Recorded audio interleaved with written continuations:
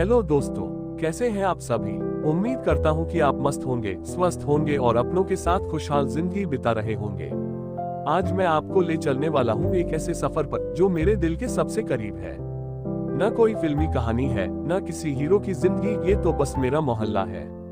हाँ, वही मोहल्ला जहां मैंने अपने बचपन की चिट्ठियां लिखी, जहां धूल मिट्टी में लुटकर सपने देखे और जहां हर मोड़ पर एक याद खड़ी है। जब मैं सुबह उठता हूँ तो सबसे पहले कानों में जो आवाज आती है वो होती है मंदिर की घंटी। सुबह के 5 बजते ही बिहारी जी के मंदिर से आती घंटियों की आवाज पूरे मोहल्ले में गूंज जाती है। उस वक्त एक अजीब सी शांति होती है।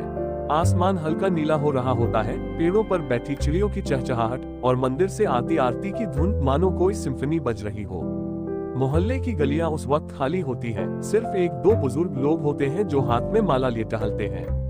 कभी कभी उनकी बातों में वो पुराना जमाना झलकता है, जैसे तब के बच्चे और आज के बच्चे में बड़ा फर्क है, और फिर हंसी के साथ वो आगे बढ़ जाते हैं। गर्मी का मौसम हमारे मोहल्ले के लिए कुछ खास होता है।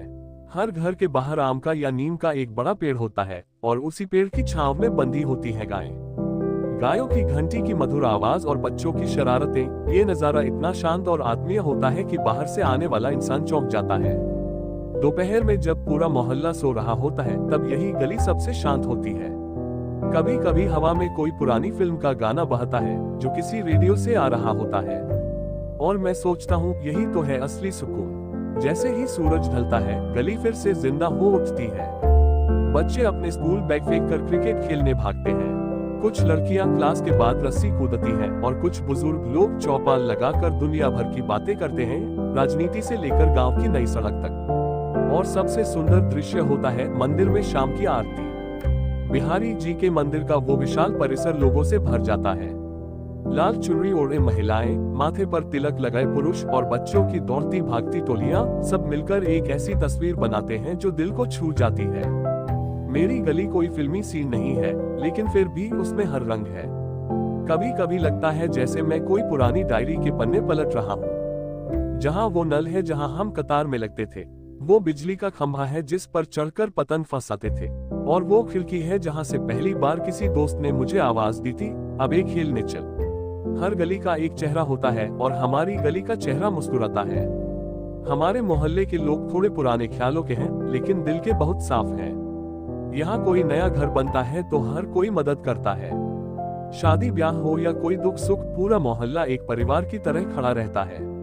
त्योहारों पर घर घर जाकर मिठाइयां बांटना, किसी के यहाँ बच्चा हुआ तो पूरे मोहल्ले में हलवा बनना, ये हमारी संस्कृति है। एक बार की बात है, बारिश के दिनों में एक घर की छत गिर गई थी। उस रात शायद ही कोई ऐसा घर था जिसने अपने दरवाजे बंद किए हो। हर कोई उनके लिए कुछ न कुछ लेकर पहुंचा, चटाई, कंबल, खाना।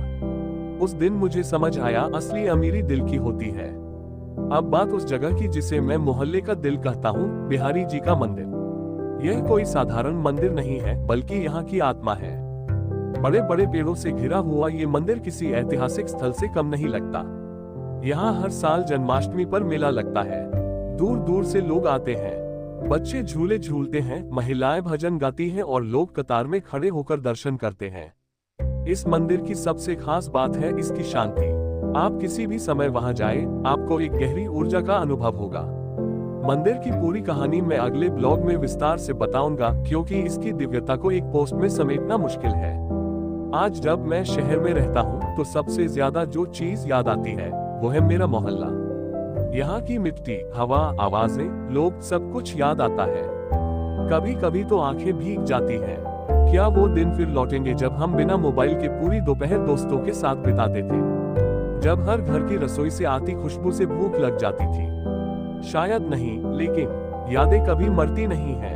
वो जिंदा रहती हैं हर गली, हर दीवार, हर खिड़की में। अगर आपको कभी मेरे गांव आने का मौका मिले तो जरूर आइए। शायद आपको लगे कि आप किसी के घर में घुस रहे हैं, लेकिन डरिए मत, यही तो हमारी मोहब्बत है। हमारा मोहल्ला आपको बाहें फैलाकर स्वागत करेगा। और हाँ, अगर आप भी किसी गांव या मोहल्ले से हैं तो इस ब्लॉग को शेयर जरूर करना, क्योंकि हम सबकी कहानियां अलग हो सकती हैं, लेकिन जड़ें एक जैसी हैं। तो दोस्तों, कैसा लगा मेरा ब्लॉग? कमेंट करके जरूर बताइएगा, और अगली बार मैं आपको ले चलूंगा बिहारी जी के मंदिर के दर्शन कराने। तब तक के लिए जय बिहारी जी, जय गांव, जय मोहल्ला।